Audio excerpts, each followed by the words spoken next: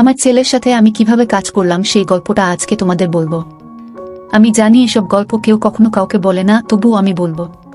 তাই ধৈর্য সহকারে গল্পটি শেষ পর্যন্ত দেখতে থাকা। আমি শিওর বলতে পারি সম্পূর্ণ গল্পটি শুনলে তোমাদের ফোঁটা ফোঁটা পানি বেরিয়ে যাবে। গীতেশ আনন্দমোহন কলেজের ছাত্র। তার বয়স 23 বছর। কলকাতাতে 4 বছর হোস্টেলে থেকে পড়াশোনা শেষ করে বর্তমানে একটা সরকারি চাকরি করছে।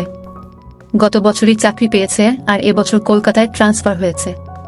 মাঝে মাঝে বাড়ি আসতো আর 3-4 দিন থেকে আবার ফিরে যেত। বাড়িতে গীতেশের মা অমলা দেবী থাকে। বছর 2 আগে গীতেশের বাবা মারা গেছে স্ট্রোক করে। গীতেশের পারিবারিক আয় ভালো নয়। গীতেশের বাবা একটা সরকারি চাকরি করত। বাবা মারা যাওয়ার পরে সরকার থেকে কিছু টাকা পয়সা পেয়েছিল, যেটা দিয়ে গীতেশের পড়াশোনা আর ওর মায়ের সংসার কোনোভাবে চলে যাচ্ছে।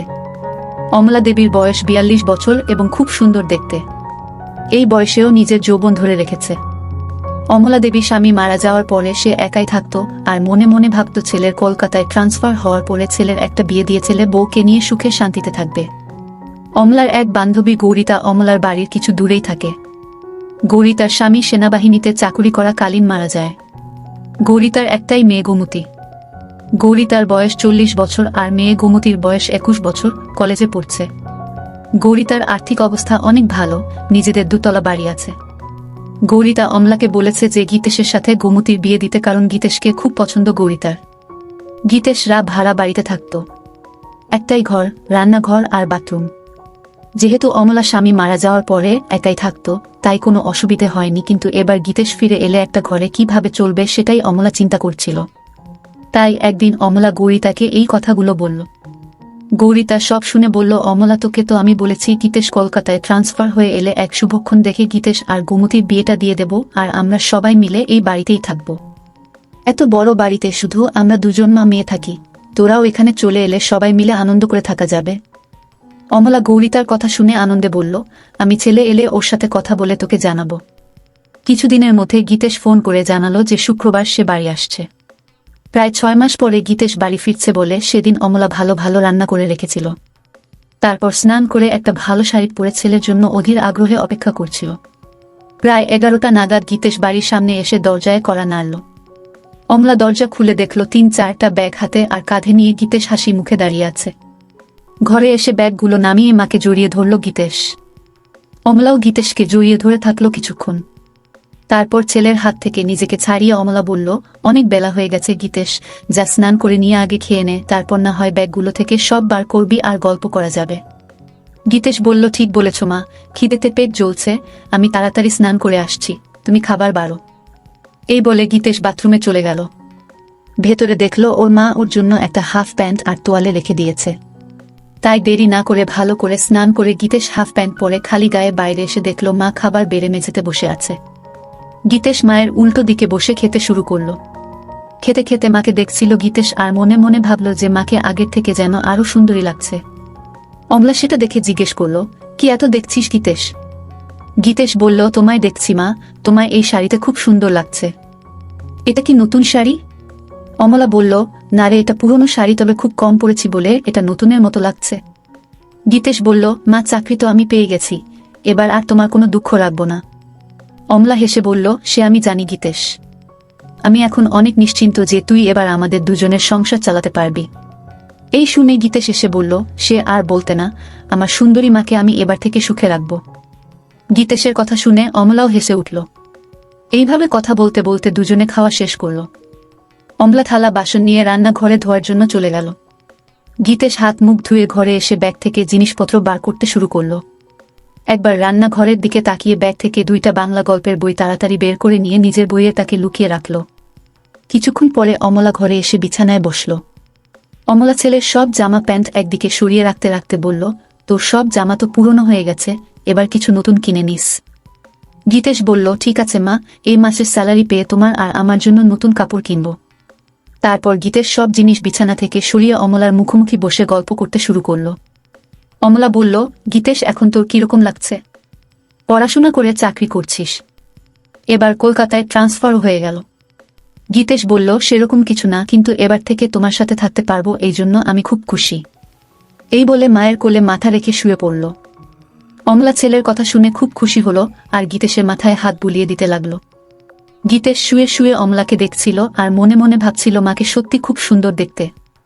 এইভাবে কিছুক্ষণ থাকার পরে অমলা হেসে বলল, গীতেশ, এবার গৌরিতার সাথে কথা বলতে হবে তোর বিয়ের জন্য।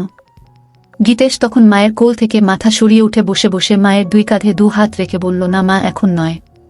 এখন শুধু আমার সুন্দরী মাকে সুখী করার সময়, বউকে নয়। অমলা হেসে বলল, আমি তো ভালোই আছি, এবার তোর একটা বউ এসে গেলে আমার অসুবিধা হবে আর তোর অসুবিধা হবে। গীতেশ নিজের মুখটা অমলার মুখের কাছে এনে বলল, আমাদের কি সুবিধা হবে মা, বউ এলে? অমলা বলল, আমার একটা গল্প করার সাথী হবে আর তোর চির জীবনের সাথী হবে। আর সত্যি বলছি, গোমতী খুব সুন্দরী আর ভালো মেয়ে, তোকে খুব সুখে রাখবে। গীতেশ অমলাকে বলল, আমি তোমায় সুখে রাখবো, তাই তোমার আর কিছু লাগবে না। অমলা গীতেশের কথা শুনে একটু চমকে উঠে বলল, ঠিক আছে, এবার তুই একটু রেস্ট নিয়ে নে, আমি একটু বেরোচ্ছি, একবারে বাজার করে ফিরব। এই বলে অমলা উঠে দাঁড়িয়ে নিজের শাড়িটা ঠিক করতে লাগলো। গীতেশ ও উঠে দাঁড়িয়ে মাকে দেখতে লাগলো। কিছুক্ষণ পরে অমলা বাড়ি থেকে বেরিয়ে যেতেই গীতেশ দরজা বন্ধ করে ঘরে এসে নিজের আরেকটা ব্যাগ খুলে মায়ের একটা ছোট জামা দেখে নাক দিয়ে গন্ধ নিতে থাকল। গীতেশ হোস্টেলে থাকাকালীন বন্ধুদের পাল্লায় পরে এসব বই পড়া শুরু করেছিল। সব সম্পর্কের মধ্যে মা ছেলে নিয়ে এগুলো পড়তে বেশি ভালোবাসত। সেই জন্য 6 মাস আগে যখন বাড়ি এসেছিল তখন মায়ের একটা ছোট জামা লুকিয়ে নিজের সাথে নিয়ে গিয়েছিল। তারপর থেকে হোস্টেলে গীতেশ বই পড়তে পড়তে মায়ের ছোট জামা জড়িয়ে ধরে নিজেকে শান্ত করত। যেহেতু খুব ক্লান্ত ছিল তাই মাকে চিন্তা করতে করতে কিছুক্ষণের জন্য ঘুমিয়ে পড়ল। তারপর কিছুক্ষণ পরে বাথরুম এগিয়ে পেচ্ছাপ করতে গিয়ে দেখল বাথরুমে মায়ের একটা ছোট জামা ঝোলানো আছে। অমলা তাড়াহুড়োয় সেটা সরিয়ে রাখতে ভুলে গিয়েছিল। গীতেশ পেচ্ছাপ করে ওটা নিজের নাকে শুকে বুঝল এটা মায়ের ব্যবহার করা। সেটা অমলা ধুতে ভুলে গেছে। গীতেশ অনেকক্ষণ সেইটা নাকে নিয়ে গন্ধ শুকতে লাগল। গীতেশ নিজেকে আর কন্ট্রোল করতে না পেরে নিজের কাজ করতে লেগে গেল। প্রায় 15 মিনিট ধরে চলল সেই কাজ। তারপর সেটা যেখানে ছিল সেখানে রেখে নিজেকে পরিষ্কার করে ঘরে এলো। মনে মনে অপরাধ বোধ হচ্ছিল নিজের মাকে নিয়ে এরকম ভাবতে, কিন্তু ও এটাও বুঝতে পারল আজকে সব থেকে বেশি তৃপ্তি পেয়েছে। কিছুক্ষণ পরে গীতেশের পাপবোধ পরিবর্তন হলো আর ভাবতে লাগলো কিভাবে মাকে আরও কাছে পাওয়া যায়। এইসব ভাবতে ভাবতে সন্ধে হয়ে গেল আর ঠিক তখন দরজায় আওয়াজ হলো। গীতেশ দরজা খুলে দেখল অমলা দাঁড়িয়ে আছে দু হাতে দুটো বাজারের ব্যাগ নিয়ে। গীতের সঙ্গে সোজা মায়ের হাত থেকে ব্যাগ দুটো নিয়ে রান্নাঘরে রেখে এক গ্লাস জল নিয়ে অমলাকে দিল। অমলা বিছানায় বসে জলটা খেয়ে জিজ্ঞেস করল, সারা দুপুর আর বিকেল কি করলি গীতেশ? একটু ঘুমিয়েছিলিস তো? হ্যাঁ মা, অল্প ঘুমিয়েছিলাম। ভালো করেছিস, আমি একটু ফ্রেশ হয়ে তোকে চা করে দিচ্ছি, তোর জন্য কাটলেট ও এনেছি। এই বলে অমলা তোয়ালে নিয়ে বাথরুমে চলে গেল। গীতেশ তখন মাকে সারপ্রাইজ দিবে বলে নিজে রান্নাঘরে গিয়ে চা বানাতে শুরু করল। আর বাজারের ব্যাগ থেকে সবকিছু রান্নাঘরে যথাস্থানে রেখে কাটলেট দুটো একটা ডিশে রাখল। বাথরুমের ভেতর থেকে মায়ের গোসল করার শব্দ শুনতে শুনতে গীতেশ চা বানাচ্ছিল। এদিকে গোসল করতে করতে অমলা হঠাৎ দেখে তার ছোট কাপড়টা দড়িতে ঝুলছে। সঙ্গে সঙ্গে চমকে গেল আর মনে মনে ভাবল, সব কিছু ঠিক জায়গায় রেখে আসল জিনিসটাই বাথরুমে ফেলে গিয়েছিল। গীতেশ যে কি ভেবেছে কে জানে। নিজেকে কিছুক্ষণ গালাগালি দিয়ে গোসল করে তোয়ালেটা দিয়ে নিজেকে জড়িয়ে অমলা বাথরুম থেকে ঘরে এসে দেখল গীতেশ একটা ট্রে 2 কাপ চা আর কাটলেট সাজিয়ে বসে আছে। অমলা হেসে বলল, বাহ, একবার চা বানিয়ে মায়ের জন্য অপেক্ষা করছিস, খুব ভালো। বউকে তুই খুব সুখে রাখবি। এখন তো মাকে সুখী করি, তারপর অন্য কেউ। অমলা আলমারি থেকে একটা শাড়ি নিয়ে গীতেশকে বলল, আমি দরজাটা ভেজিয়ে দিয়ে রান্নাঘরে শাড়িটা পরে আসছি। গীতেশ এগিয়ে গিয়ে অমলার হাত ধরে বলল, তুমি এই ঘরে চেঞ্জ করে নাও, আমি রান্নাঘরে যাচ্ছি, তোমার হয়ে গেলে আমায় ডেকে নিও। এই বলে গীতেশ ঘরের দরজাটা ভেজিয়ে দিয়ে বাইরে অপেক্ষা করতে লাগলো। ছেলের ব্যবহারে অমলা খুব খুশি হয়ে ঘরে ড্রেস চেঞ্জ করে 4 মাসের ছুটি নিয়ে আসতো। তারপর আবার চলে যেত। তাতে আমার কিছু হতো না, মনের কষ্ট মনেরই রয়ে যেত, বরং আরো আগুন জ্বালাইয়া তুইয়ে চলে যাইত। তারপর কিছু দিন শুধু কালিচট করতাম। এইভাবেই চলতো আমার জীবন। তাই বলছি বন্ধুরা, স্বামীর আদর আমার জীবনে খুব কমই পাইতাম। কিন্তু আমার কি ভাগ্য বন্ধুরা, সেই স্বামীর আদর, সোহাগ, মায়া, মমতা সব দিয়ে ভরিয়ে দিয়েছিল আমার ছেলে অনিল। আমি কখনো কল্পনাই করতে পারি নাই যে আমার ছেলে অনিল আমাকে এত সুখ দিবে। বন্ধুরা, আমার ছেলে অনিল, সে ক্লাস এসএসসিতে পড়তেছে। দেখতে খুব সুন্দর শান্তর, আমার মতোই হয়েছে। আমার ছেলেও হ্যান্ডসাম, অনেক স্মার্ট। যে কোনো মেয়ে দেখলেই আমার ছেলের প্রেমে পড়ে যায়। আমি আমার ছেলের প্রতি অনেক যত্ন নিতাম, মানে অনেক ভালোবাসতাম আমার ছেলেকে। সবসময় আমার ছেলের সাথে আমি ফ্রি থাকার চেষ্টা করতাম। আমার ছেলের সাথে আমি বন্ধুর মতো সব সময় আচরণ করতাম। বন্ধুরা, একদিন রাতের ঘটনা। আমার ছেলে ওয়াশরুমে গিয়েছিল। ওয়াশরুম থেকে বের হতে একটু দেরি হচ্ছিল। হঠাৎ করে আমার ছেলের মোবাইলে একটি মেসেজ চলে আসলো। মেসেজটি দেখে আমি খুব হিমশিম খেয়ে গেলাম। মেসেজটা খুব বিশ্রী ভাষায় লেখা ছিল। তবে বন্ধুরা, এইটুকু বুঝতে পারছি যে মেয়েটি আমার ছেলেকে মেসেজটা দিয়েছে, সে নিশ্চয় আমার ছেলের খুব পরিচিত, এবং সে আর আমার ছেলের মধ্যে নিশ্চয় খারাপ কোনো সম্পর্ক আছে। প্রকৃতপক্ষে মেসেজটি দেখে আমার মন খারাপ হয়ে গেল। মেসেজটি দেখে আমি মনে মনে ভাবলাম, কে এই মেয়ে? তাহলে কি আমার ছেলে এই মেয়ের সাথে সম্পর্কে জড়িয়ে গেল? আমার ছেলে কি তাহলে নষ্ট হয়ে গেল? যদি তাদের মধ্যে এরকম ধরনের সম্পর্ক নাই থাকে, তাহলে কেনই বা এই মেয়েটি এরকম বিশ্রী মেসেজ দিবে?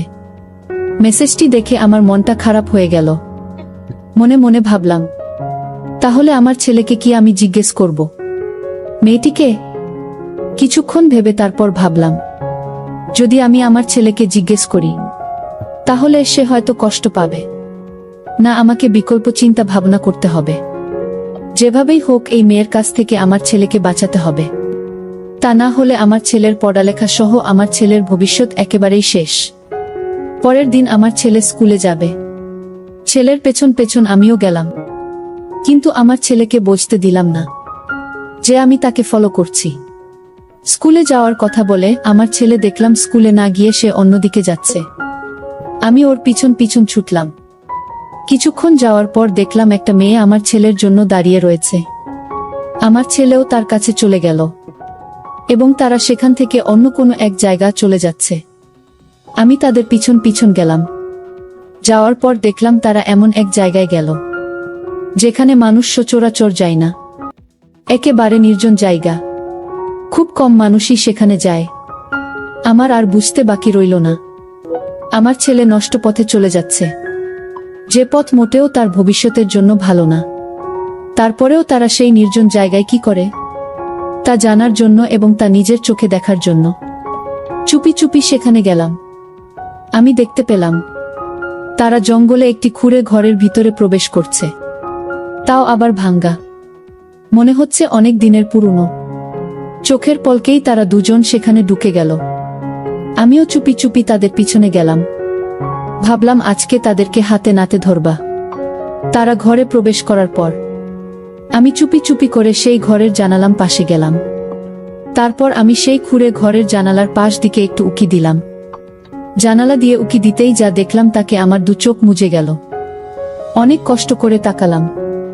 দেখলাম আমার ছেলে এবং সেই মেয়েটার কি রোমান্টিক দৃশ্য। মনে হচ্ছে তারা যেন নতুন কোনো দুনিয়ায় হারিয়ে গেছে। তারপরেও আমি কিছুক্ষণ তাদের দৃশ্য দেখলাম। সেই সাথে আমার চোখ চলে গেল আমার ছেলেই সেই ইন্টারেস্টিং জায়গায়। আমার ছেলেরটা দেখে তো আমি পুরাই অবাক। ছেলেরটা এত নাদচ নুদুচ হলো কি করে? দৃশ্যটা দেখার পর ভাবলাম, এখন আমি আমার ছেলে আর এই মেয়েটাকে হাতে নাতে ধরব। কিন্তু আমার মনের মধ্যে বাধা পড়ে যায় যে এই মুহূর্তে যদি আমি তাদের ধরতে যাই, তাহলে দুর্ঘটনা পড়ে যেতে পারি।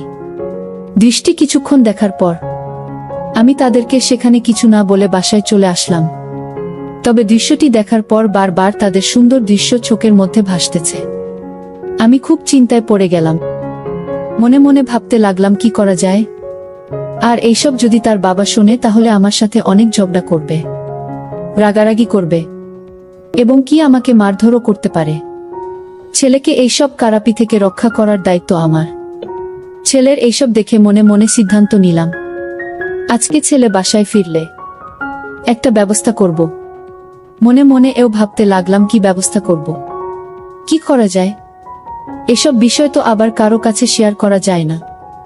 অনেকক্ষণ ভাবতে ভাবতে মাথায় একটা আইডিয়া এলো, আর এই আইডিয়াটাকেই কাজে লাগানোর চেষ্টা করলাম। প্রায় সন্ধ্যা বেলা আমার ছেলে স্কুল থেকে বাড়ি ফিরল। আমি বললাম, বাবা অনিল, তোমার স্কুল থেকে আসতে এত দেরি হলো কেন? অনিল বলল, মা স্কুল শেষে প্রাইভেট পড়ছিলাম, তাই আমার আসতে একটু দেরি হয়ে গেল। ছেলের এমন গোছানো মিথ্যা কথা শুনে আমি অবাক হয়ে গেলাম। আমি তো বুঝতেই পারছি সে কোথায় থেকে বাড়িতে ফিরল। কিন্তু আমি তাকে বুঝতে দিলাম না। আমি ভাবলাম, যদি আমি তাকে কিছু বলি তাহলে হয়তো এতে হিতের বিপরীত হয়ে যেতে পারে। তাকে আমার কৌশলে বসে আনতে হবে। সেদিন থেকেই আমার ছেলের সাথে প্রেমের অভিনয় শুরু করি, যাতে কোনো মেয়ে আমার ছেলেকে নষ্ট না করতে পারে এবং আমার ছেলেকে আকৃষ্ট না করতে পারে। সেজন্যই আমার এই চিন্তা ভাবনা। কিন্তু এই চিন্তা ভাবনা যে এত গভীরে চলে যাবে তা কখনো কল্পনাও করতে পারিনি। সেই দিন রাতে আমি আমার ছেলেকে বললাম, বাবা অনিল, তোমার মুখ এমন দেখাচ্ছে কেন? অনিল বলল, না মা, কিছু না। তারপর আমি বললাম, অনিল, আজকে তোমার সাথে আমি একটু গল্প করব। অনিল বলল, মা, কিসের গল্প? আমি বললাম, অনিল, তোমার সাথে আমার অনেক কথা আছে। চলো আজকে আমরা আগে একটু গল্প করি, তারপর কথা বলি।